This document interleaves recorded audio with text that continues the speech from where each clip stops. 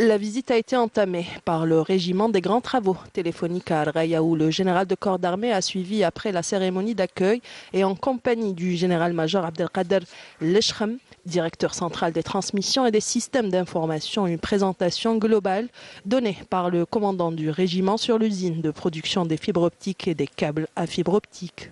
S'étendant sur une superficie de 5400 m² et d'une capacité de production de 9000 km de câbles de fibre optique, une capacité susceptible d'être augmentée, la réalisation de cette usine s'inscrit dans le cadre de la modernisation et du renouvellement de l'arme des transmissions au sein de nos forces armées. Conformément aux diverses évolutions accélérées générées par les besoins impérieux dans le domaine du haut débit et du très haut débit. Cette usine est également gérée par un système automatique numérique supervisé par un ensemble d'officiers et de cadres, ingénieurs et techniciens qui ont suivi une formation spéciale et solide leur permettant de diriger cette usine avec une haute performance. Le général de corps d'armée a suivi les différentes étapes de production des fibres optiques, y compris le test de conformité du produit avec les normes internationales. Lors de la deuxième étape de cette visite et au niveau de l'établissement central de rénovation du matériel des transmissions, le général de corps d'armée a inauguré un ensemble de chaînes de montage des équipements de télécommunications filaires et sans fil où s'effectue l'assemblage de différents équipements de télécommunications de la nouvelle génération de pointe à l'instar des stations hertziennes numériques, des standards téléphoniques numériques, de divers équipements de téléphonie ainsi que des équipements de télécommunications internes. Le général de corps d'armée s'est enquis de près des prototypes de ces équipements et a suivi la chaîne de leur fabrication.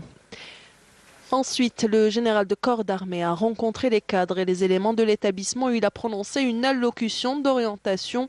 diffusée via visioconférence au profit de différentes unités, écoles et établissements relevant de la direction centrale des transmissions et des systèmes d'information à travers l'ensemble des régions militaires et dans laquelle il a tenu à féliciter l'ensemble des cadres et personnels pour les importants résultats réalisés. Il a également souligné que l'inauguration de ces projets à la veille de la célébration de la fête de la glorieuse révolution de libération est un symbole parmi d'autres de loyauté et de dévouement au sacrifice de nos valeureux chouhada.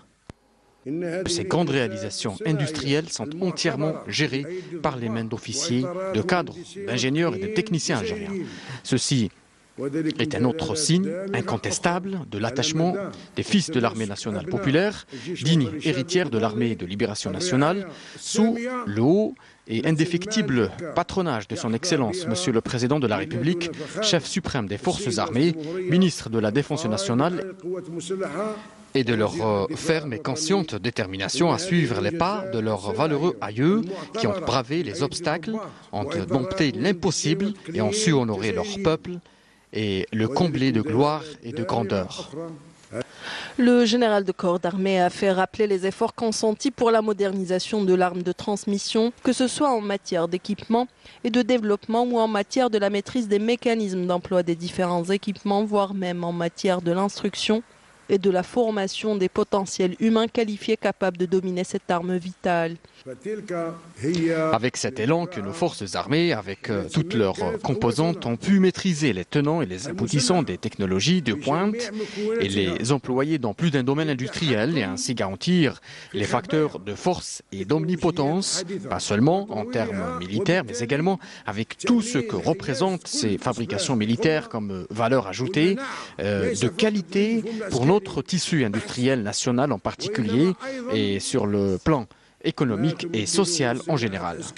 À l'issue, le général de corps d'armée a écouté les interventions des cadres qui ont affirmé leur capacité effective à maîtriser tous les équipements de pointe mis à leur disposition et réitéré leur entière disponibilité à la satisfaction de tous les besoins de l'armée nationale populaire en termes de moyens de télécommunication de pointe et de haute qualité.